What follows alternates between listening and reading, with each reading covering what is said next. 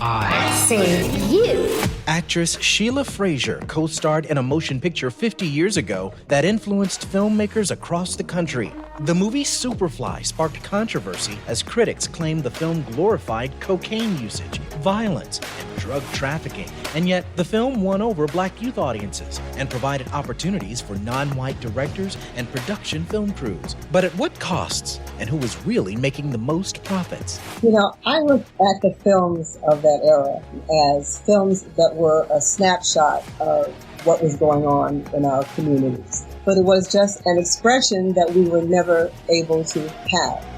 I'm Eddie Robinson, and stay tuned for a provocative conversation with one of the only living cast members of the 1972 hit film Superfly, Sheila Frazier. Oh yeah, I feel you. We hear you. I see you.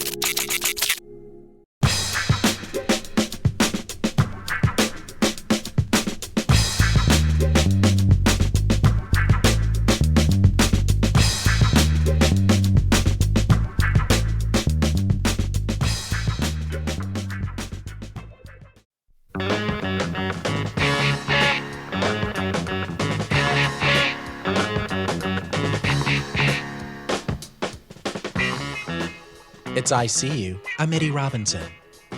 This actor is one of the only living, possibly the only living major cast member of the original 1972 landmark hit film, Superfly, centered around the character known as Youngblood Priest, played by the late Ron O'Neal. Priest is a suave, top-billing African-American cocaine dealer, fresh from Harlem. He's trying to quit the underbelly of the drug world. It's a film that was both culturally influential and also sparked a great deal of controversy with so much drug use being depicted, though it actually attracted a huge black youth audience at the time of its summer release in August of 1972. Here at ICU, we are so fortunate to speak to an amazing actress who played the love interest of Priest. Chatting with us virtually from her home in New York City, it's the incredible Sheila Frazier. Sheila, thank you enormously for taking time out of your busy schedule to help us usher in and celebrate 50 years of the original film, Superfly. I am so grateful that you called and invited me to spend this time with you. And I forgot it was 50 years. Good heavens. Yeah. Time flies, huh? It certainly does. It certainly does. First off, how are you? Post-coronavirus, I'm great. How are you doing? How's your family doing? Go. My husband and I, and we're doing great. Our children are doing great, so good. Life couldn't be better. And for those who are enjoying video, you look fantastic. Oh, really? Thank you. Geez. Thank you. You look amazing. Thank you. After an enormously treacherous pandemic, and including myself, I'm blessed, in terms of family and everything. And it's so wonderful to see the other side, so to speak, in terms of being on this planet after such a huge, massive pandemic. So we're just grateful and blessed to see you and to really connect with you, to find out about this film, because I'm going to be honest with you. I've never seen Superfly until recently. And, now's your chance, but tell us, how did you find out about this movie role? What all did you have to do to audition? Take us back. Take us back, Sheila Frazier, to the early 70s and guide our listeners to how on earth you were led to a movie called Superfly. Okay. Richard Roundtree is the reason. Oh, yeah. Actor Richard Roundtree. And just to let people know who may not be familiar with him, Richard Roundtree starred in another influential film of this era, Shaft. Shaft's his name. Shaft's his game. Flint and Snow White. Which opened a year earlier in 1971. Yeah, Richard Roundtree. Yeah. He was responsible. And his manager, Bill Cherry. I was walking down Broadway, and I had only been acting for 5 months, studying acting at the Negro Ensemble Company. In New York. Yeah. The artistic dream of its founders To create a theater of excellence concentrating primarily on themes of black life is a reality. The Negro Ensemble Company boasts a total of more than 40 major theater awards. It is produced. And I had met Richard through some other friends, and he was the one who encouraged me to go to NEC. I didn't think I could ever become an actress because of my stammer. You know, I would stutter so badly. So I never thought about it. I just admired watching actors perform in high school and such. And he said, well, you should just go, just go down and try. And I did. And long story short, they accepted me. It was the first time I did not stutter in front of people. It was sort of like I was standing there. And I remember thinking, God, just let me have a heart attack so that I don't have to do this. Just let me do anything, so that I just don't have to do this. I had memorized one of James Weldon Johnson's poems, Go Down Deaf. For your audition. Yes, right. And God said, go down, death. Go down, go down. But I always tell the story. It's the strangest thing. It was sort of like when they all came in and they said, okay, we're ready. Perspiration was recorded. But it was like something I separated from myself. And it was almost as though I was watching this other person perform this monologue. And after it was over, they said, okay, very nice, we'll be in touch with you. And I wound up being admitted. And that's how it started. But, okay, so fast forward, 5 months after that, I had met Richard Roundtree around that time. And so he had just come back from being trapped. So I'm walking down Broadway and I see him and I say, oh, listen, Richard, I need your help. Listen, I understand that Gordon Parks Jr. is auditioning for this film, Superfly. He's the director. He was the director, yes. And that was his first film. And said, I want to get in and audition for it. So he said, okay. And his manager, he said, we'll set it up for you. We'll make the call, which they did. And so they said I could come at the end of the day. And yeah. The one advice he gave me is, he says, when you walk in there, you have to walk in there as though it's yours. You have to be able to own it. It's yours. And I said, okay. And I just kept telling myself over and over again, walk in there like it's yours. Walk in there like it's yours. Yeah. And I wound up sitting in a corner on the floor in the room because there were a lot of people there to audition. And I saw one of my favorite actresses, Rosalind Cash, who I love. We became really close friends. And they were just actresses I'd seen on television. And so at the very end of the day, everyone had left. They called me in, and I walked in, and I was playing that recording over and over again. And I just sat down and put my feet up on the director's desk, and I said, you don't have to see anybody else, because the role is mine. I'm Georgia. And wow. And Gordon Parks really liked that, so he called me back to read with Ron. I got the role, and then they gave it to somebody else. Oh. Yeah, Sig Shore, the producer, yes, he had an idea of a different kind of a physical-looking Georgia. So he hired a beautiful model. She was beautiful. And so she got the role. And then I was so upset because Gordon says, it's you, it's yours, a done deal, and then Sig cut him off. Comes back and gets another actress. I mean, this had to have been mind-blowing. Oh, I changed mentally. I disconnected all those numbers, changed my telephone number. I just said, I don't like this business. I don't like it at all. Interesting. And how did you get it back? I mean, what happened to? Oh yeah, I was. People changed their minds here. I was waiting for a photographer. I needed some new headshots for commercials, and I was waiting for him at Columbus Circle. And this guy, walks up to me, and he said, hi. I said, hello, Anyway, he tells me he's a producer. I said, okay, well, good for you, And he said, no, I really am a producer. And I said, good. So he said, yeah, I said, okay, so what are you a producer of? And he said, well, a film called Superfly. And I said, forget it. Nice meeting you. I have no interest in talking about Superfly. I don't want to even hear the name. And so he says, why? And I said, long story. Like I said, but, thank you, nice meeting you. Mm-hmm. So he said, well, what's your name? So I told him my name. He says, oh my God, we've been trying to find you for 3 months. Mm. He said, we have been trying to find you. And he said, no, really, honest to goodness, I'm not trying to hit on you. This is really, if you would give me your telephone number. So I gave him my number, and that evening I got a call, and the rest is history. I started filming 3 days after that. Coming up, we continue our conversation with actress Sheila Frazier and discuss unguardedly why blacks considered the portrayal of Priest in the film Superfly as a hero in a post-civil rights movement America, despite all the cocaine usage and drug trafficking depicted in the film. And did Sheila ever regret being affiliated with the film? Celebrating 50 years of the release of the landmark movie Superfly.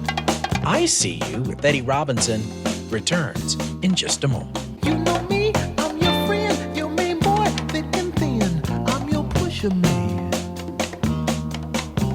I'm your pusher man.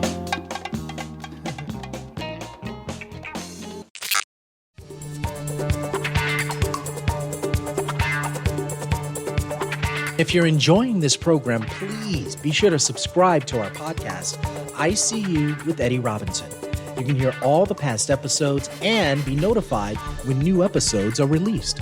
Also, please take a minute to give us a review or comment. We love getting feedback from our listeners.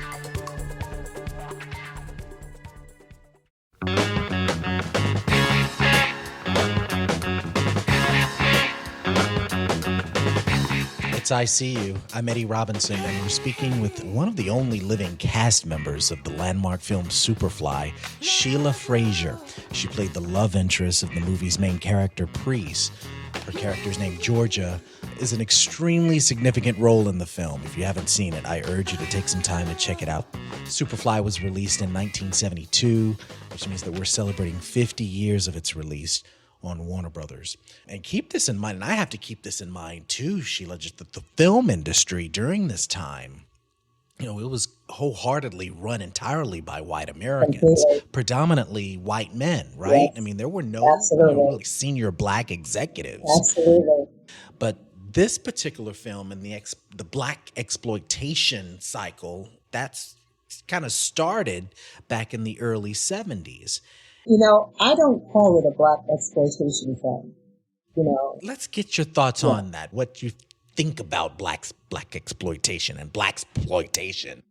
I look at the films of that era as films that were a snapshot of what was going on in our communities. And so you had a range. You had Shaft, and you had Superfly, and you had Sweetback, and you had, all of this. But it was just an expression that we were never able to have. And Superfly, as far as I was, concerned, I looked at that as that was our black love. Okay, that was our relationship.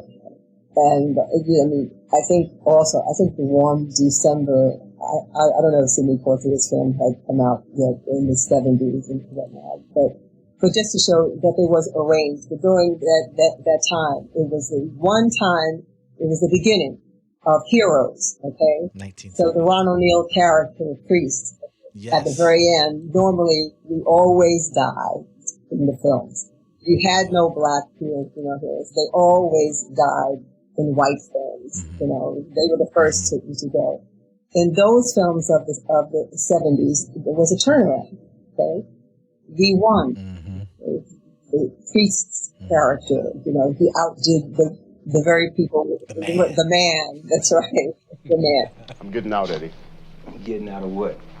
The cocaine business. Oh, sweet Jesus, man, those junkies must have knocked a hole in your head. You gonna give all this up?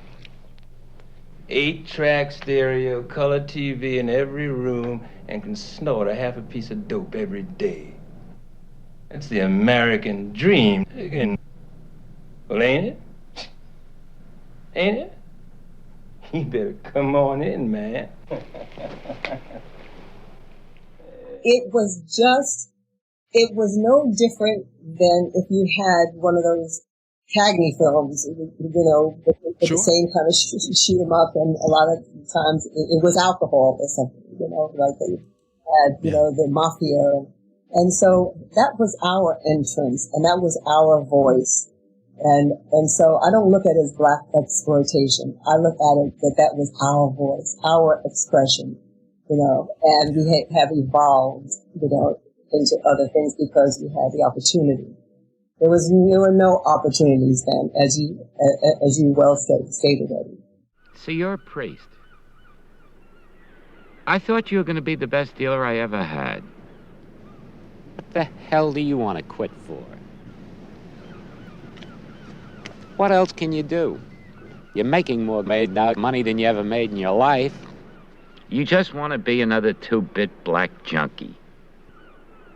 Well, I don't give a man where your head is. You're gonna work for me until I tell you to quit. You don't own me, pig, and no tells me when I can split. Who the do you think you're talking to? I'm talking to you, you redneck big F.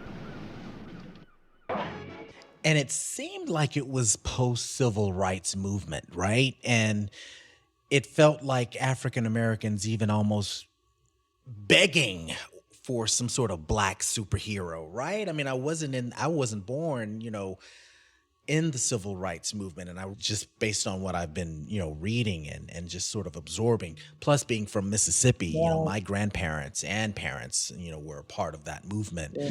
But it just felt like Priest, this charismatic protagonist was indeed, and some people looked at him as a black superhero, right?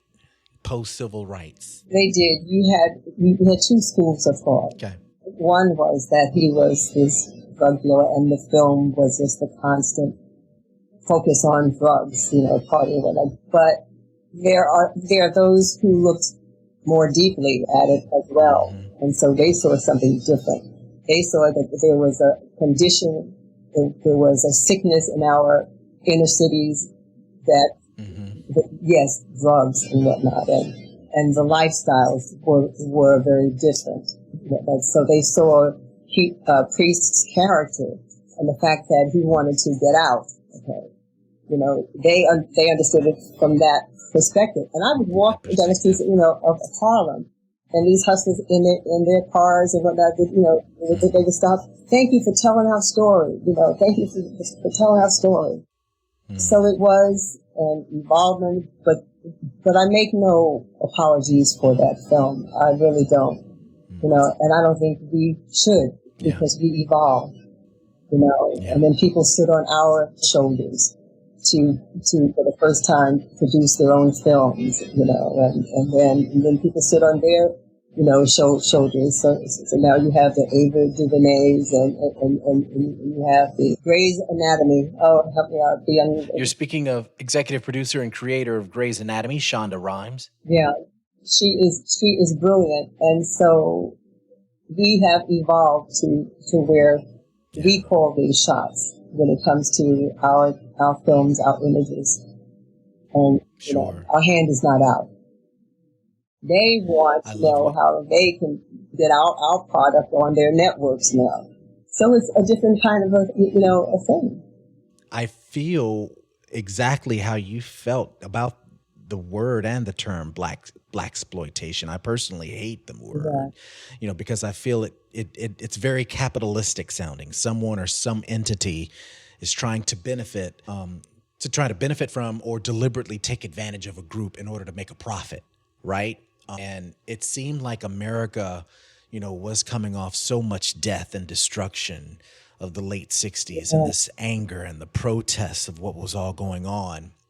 And many African Americans just wanted to see us get over on the man. Yes. I did read that, there were, with regards to Superfly, it was the first major distributed film to be financed predominantly by a conglomerate of Black small business financial backers Exactly. and investors, and the first to have a largely non-white technical crew. I mean, Gordon Parks Jr., director, Philip Fenty, That's screenwriter. right. I mean, here we have some really good, powerful Black Americans, doing it, and finally putting together something for film. But I just can never really sort of think about the notion that, it really captured this essence of drug use. And I remember reading something about how producers looked at it and they were responsible for for telling the story, telling this narrative, but somehow earned kudos by making the protagonist admit that yes, he wants a life free of drugs. He wants to escape cocaine, free of violence. And you mentioned it earlier, how that was sort of like a panacea to just say, what, he is trying to get out of this business. He is trying to get out of this world, this underbelly. But you can't help but, look at these roles, prostitutes, pimps, is that what Black African Americans really had to look at in terms of the roles and the characters that they had to play? It seemed like that's what was happening. I don't think they had any idea that the film would do what it did. It was someone who wrote a script and was able to get the financing, and we went down a couple of times where the money ran out, but we got back up, they raised more money and we did it. So it was just one reflection of a community, because you had still juxtaposed like a Shaft, and that was a different hero. He was a hero as well in a different way. That isn't something that we needed to continue doing. Okay, that was something that was done, and Ron wanted so much to just live that character down. He just, after a while, when people would send him scripts, on that. Listen, I'm a Shakespearean actor. I mean, Ron was such a trained, a formerly trained actor, and so that character was as far away from who he was. So he was hoping that the door would open so that he could do more films. Period. Yeah. The films that were in a different direction.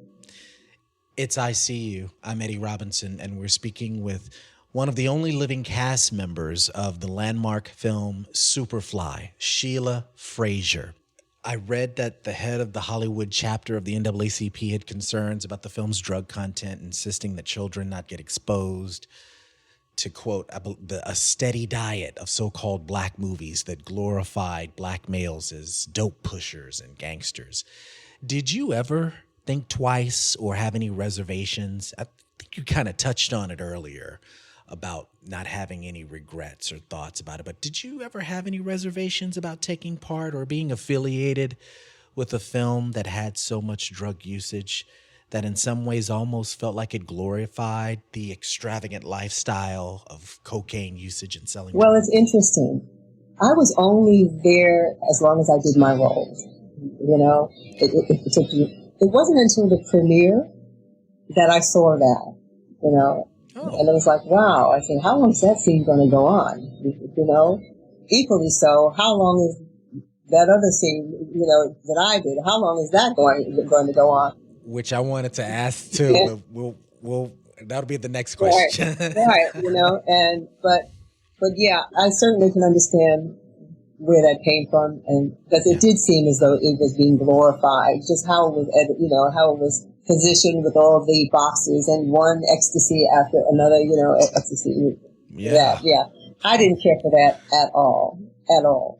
Did it make you angry? I mean, it felt like, because it seems like, you really didn't sort of understand what was happening until you actually saw the film and you were like, what? I mean, did it make you angry? Were you upset? Or it's like, look, this is my first film. I don't think. Just look at it as. I think I was so pro-Black in the sense that we were on, that we had the opportunity to do the movie. Yeah. I just assumed that those who watched it they would know where to place that, or say, well, I don't like it, that doesn't mean whatnot, but they were able to sort of see the whole story in context. But that's the naivety on my part, because I did, as I, saw it as an adult, I should say, more of it, I did not like it. I did not like it for that very reason, because I started seeing more and more people, and I'm not saying that this was driven by Superfly, but I saw it differently and had a different kind of a sense like, oh, this is not good, because although I see drug addicts all over the place in Harlem was saturated with that in certain areas. And I volunteered at a drug rehab long before Superfly was done. That's how I met Fat Freddy, because, okay, I know this is like a switch, because I've always been a community kind of a person. And so I had an opportunity to do some volunteer work at a place called the Reality House. And that's where a lot of they were former drug addicts. Sure. And so it was great to see them whole and, and healthy, because that's where my head was. I wanted to see our communities cleaned up. I wanted to see growth. I wanted to see a change. Every time I saw a drug addict, I would feel this sadness would just kind of fill me, because it was like, I'm looking, this whole street is just filled with it. So yeah, I don't like that scene, and I can only talk about Superfly in different terms. In terms that it was a picture, it was a snapshot of our community. All right. Yeah. And so the drugs and whatnot, that was just what was going on in the community. And so the bottom line was, I did not like it at all. Okay. You didn't like it. Okay.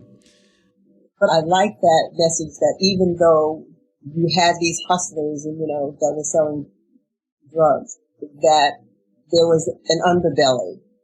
That was not the full definition or the motive that drove him. He saw he was better than that eventually. Exactly.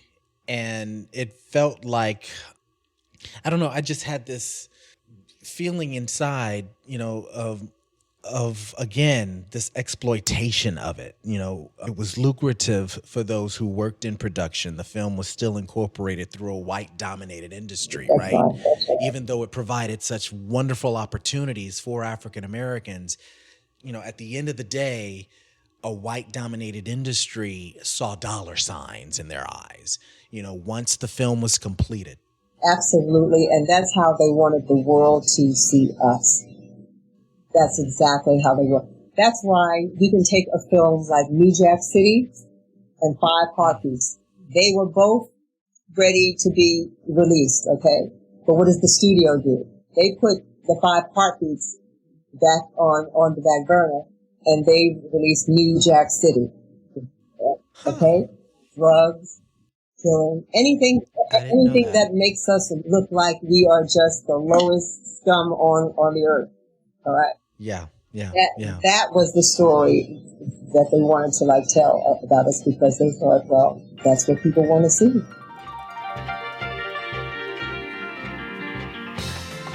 Coming up, more with actress Sheila Frazier, the hit 1972 film Superfly, where she plays the love interest of Priest. That's the character played by Ron O'Neal. And speaking of love, we find out from the actress what it was like for her during the actual production of that infamous love scene in the movie. Plus, she reveals for the first time ever her salary. How much was actress Sheila Frazier paid to co-star in Superfly? You do not want to miss the final segment of I See You with Eddie Robinson right after this. Twinkling, twinkling grace, they do all sorts of things. While your inner mind is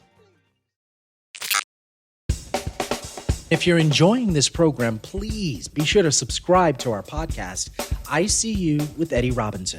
You can hear all the past episodes and be notified when new episodes are released. Also, please take a minute to give us a review or comment. We love getting feedback from our listeners.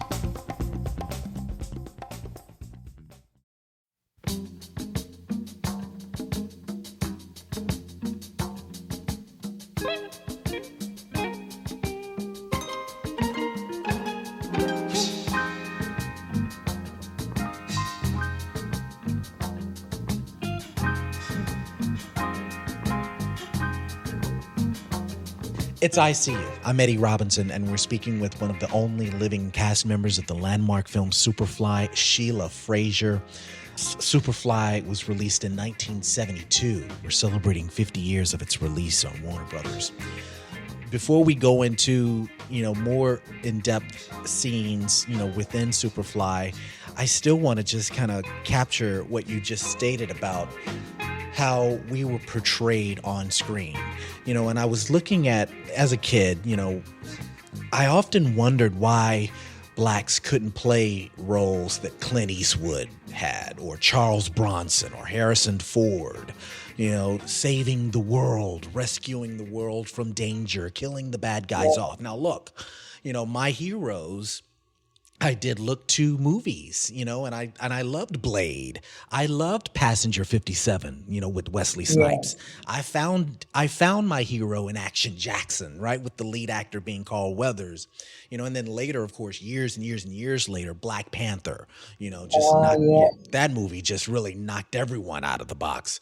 But there came a time in movie making of the 80s and 90s where in so-called black superherodom, you started seeing things like The Meteor Man with Robert Townsend and Blank Man. I remember with Damon Wayans. That's right. And speaking of the Wayans brothers, who can forget I'm Gonna Get You Sucker? That's right. It was, but my point, Sheila, is that it was a comedic sort of superhero-dom. Yes. It was this comedic take on the hero in and of itself, and we weren't taken seriously. We were steered of those really, James Bondish type roles, but were centered around those heroes that were featured in New Jack City, and then Menace to Society, Boys in the Hood, Dead Presidents, Set It Off, Denzel Washington's American Gangster, which I read was loosely based off of the Superfly character.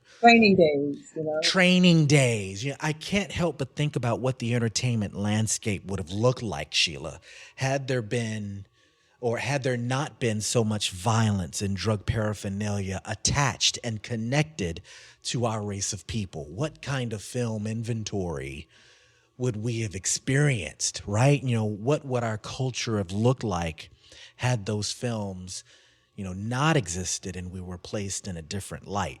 Have these types of thinkings and thoughts ever popped into your mind, or what? I would say, what would our culture be if it was not the truth that was in our community? It was a reflection of what was in our communities, unfortunately. Yeah. And, while you were speaking, I was thinking about when I was, coming up and whatnot, all my heroes were white. Right. Because there was no mirror that I could look in. They were all white. And I have to ask you, Miss Frazier, yes. Talk about that scene. Let's do it. Let's go for it. Let's do it. How did you feel? I mean, it was a pretty intense, love scene. I didn't like it one bit. Go. When that scene was even in the script, I had a conversation with Gordon. I said, "Is there any way that we can not do that, but not?" And he said, "No, I'm afraid not." So then I said, "Well, who's going to be there, like, watching this?"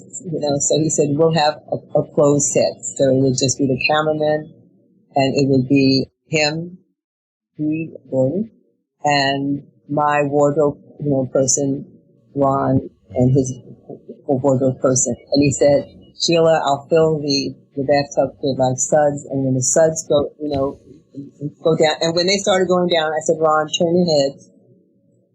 Cameraman, everybody turned their head while my wardrobe person was there with my bathrobe until they filled the bathtub up with suds. No, I didn't enjoy that. And when I saw it at the premiere, I said, "Holy crap!" I said, "Good God Almighty, is it ever going to stop?" And I'm looking around, and whatnot, and I was so embarrassed. I was ashamed. I was embarrassed and ashamed because I have never seen.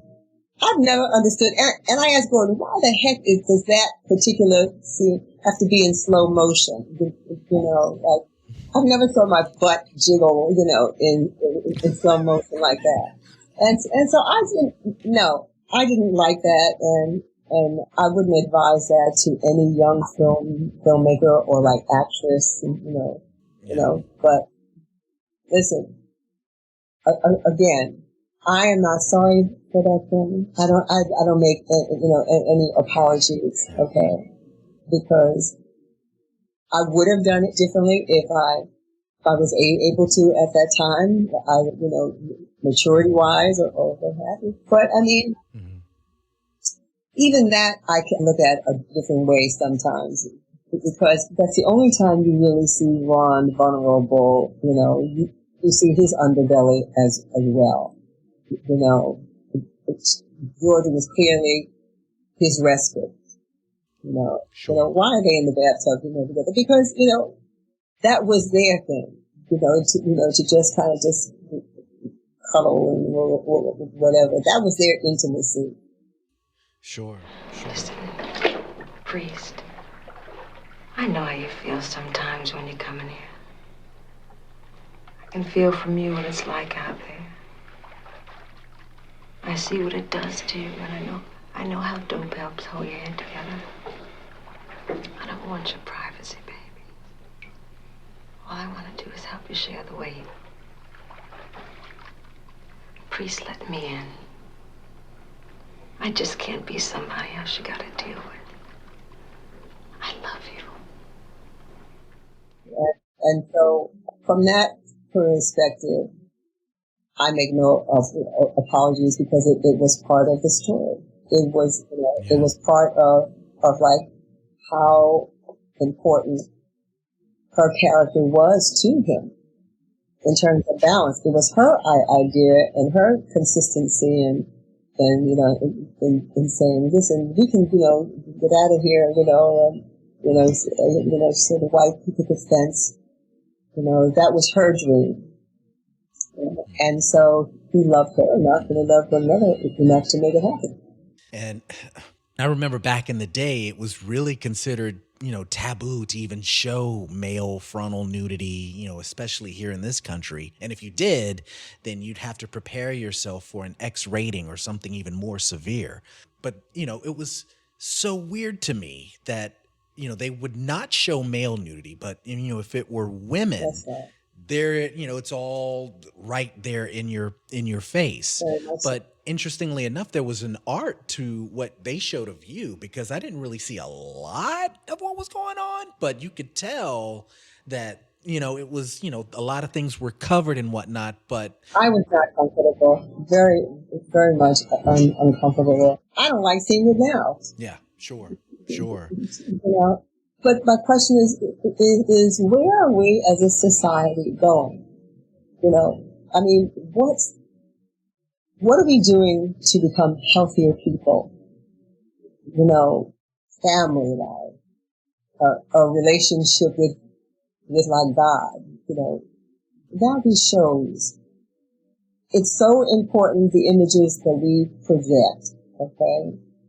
There you go. Learn from what occurred 20 years ago, 50 years, ago. That was then, okay? But we have, we still have the opportunity to like grow and present things that help heal us all, that help promote, and raise children that like don't feel as though they have to do something physically to find love. or to be accepted. It isn't necessary. It's I See You. I'm Eddie Robinson, and we're speaking with Superfly actress Sheila Frazier as we celebrate 50 years of the film's release. You had mentioned about the stutter, Yes. and it seems like you have really, how did you overcome this? Because, it's phenomenal that we see you in, some amazing projects, and then to realize that, you were a stutterer back in the day, and that's just phenomenal that you have overcome all of that. That's so amazing because I still do. And I think that when I'm really comfortable, like you can be very comfortable. And so I don't stutter. But if I feel a level of stress, then sometimes I will. But as I said, so much takes place between your ears. That's it. And so you just have to switch it off. That's I right. give myself permission. Okay. Be aware and just to relax in it. Yeah. I mean, you worked on some heavy-hitting TV series and movies, in your acting career. Once Superfly was placed on the map, Superfly was your first feature film, correct? Yes, correct.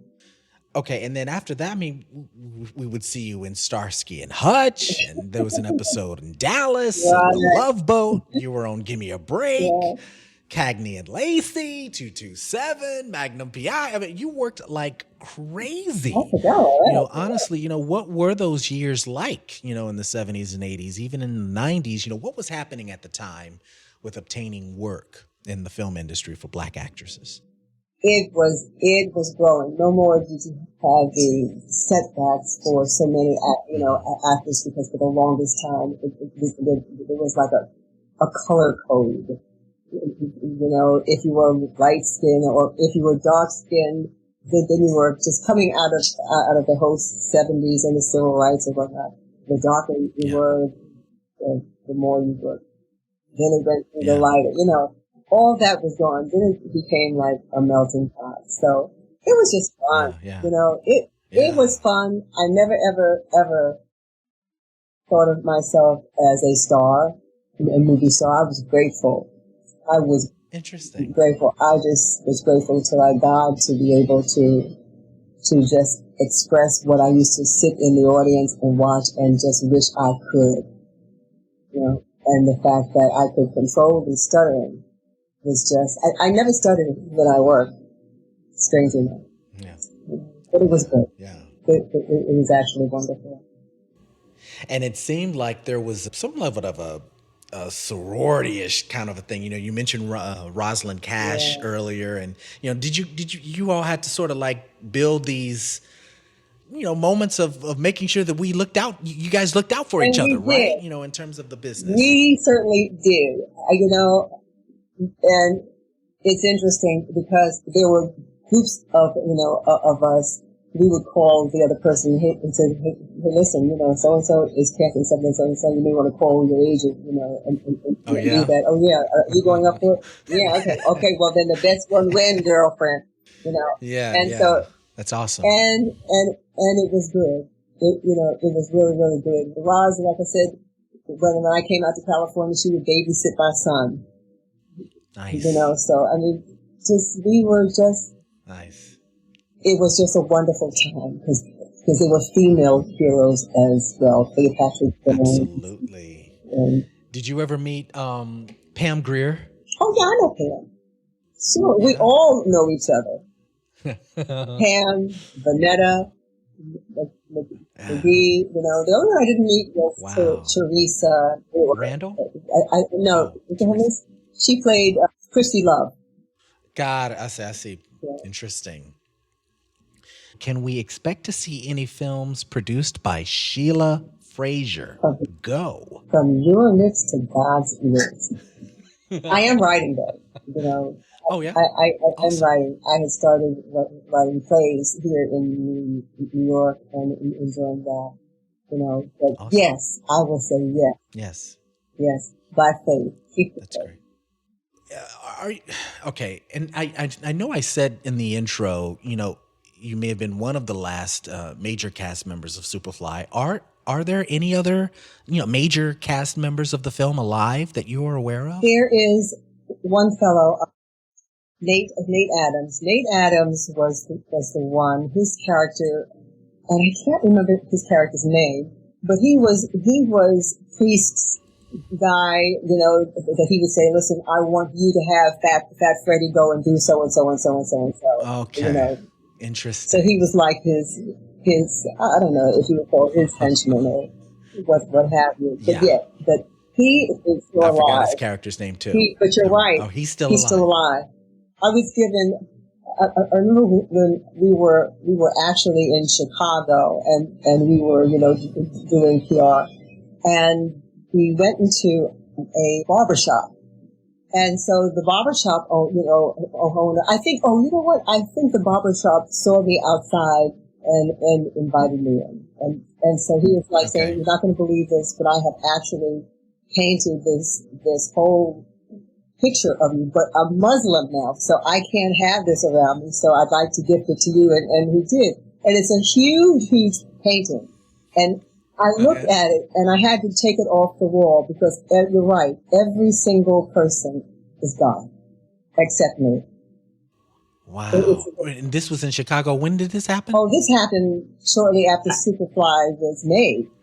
It was really interesting. Wow. Yeah. Wow. They and you had to take it down. Yeah. I took it down off my wall. He sent it to me, and I took it down off my wall recently. Yeah. That's great. That's great.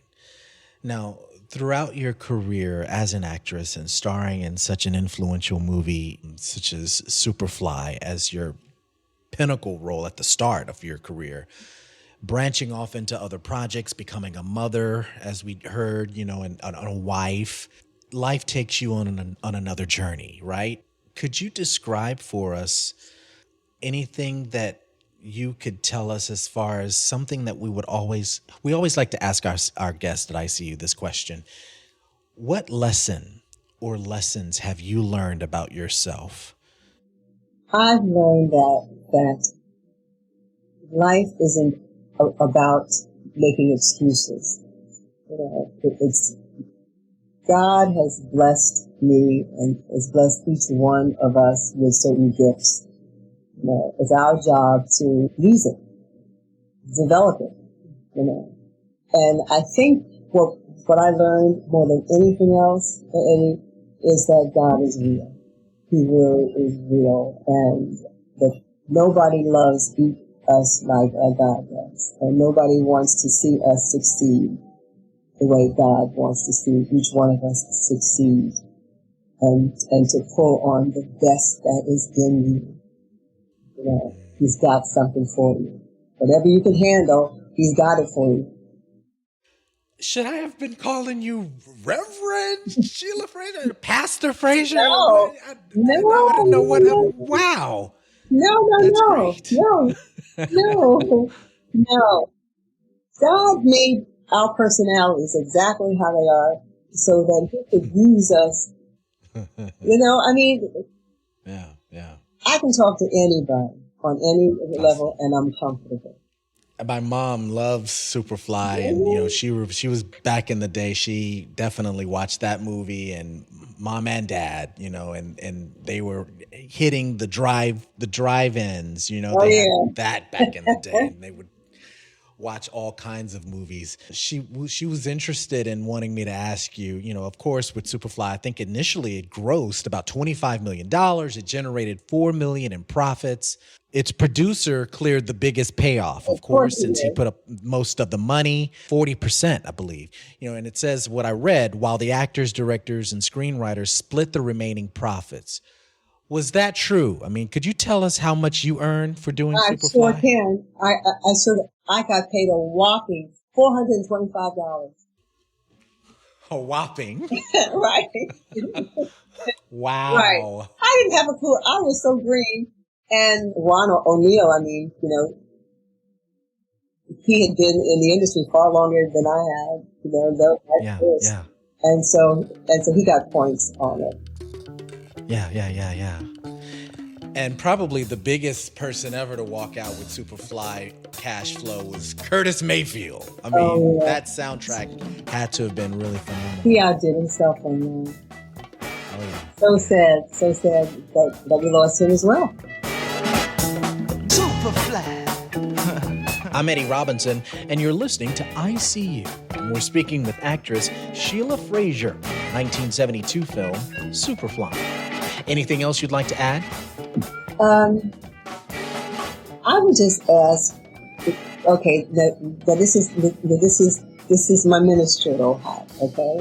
Uh-oh. Okay. Got it. My prayer is that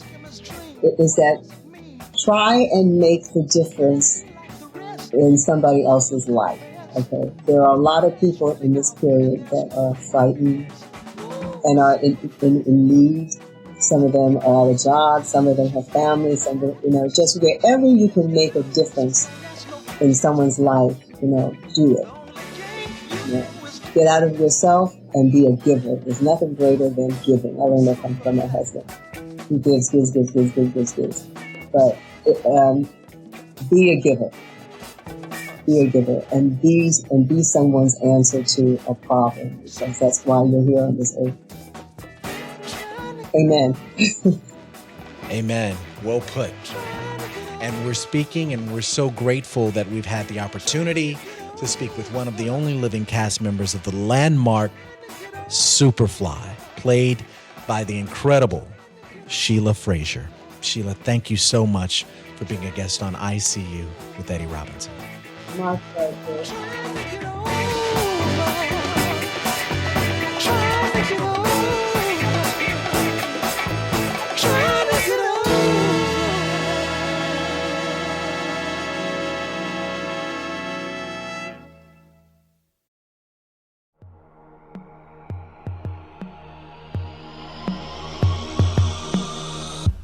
Our team includes technical director Todd Holzlander, producer Laura Burks, editors Mark DeClaudio and John Mitchell Good, sound designer Dave McDermott.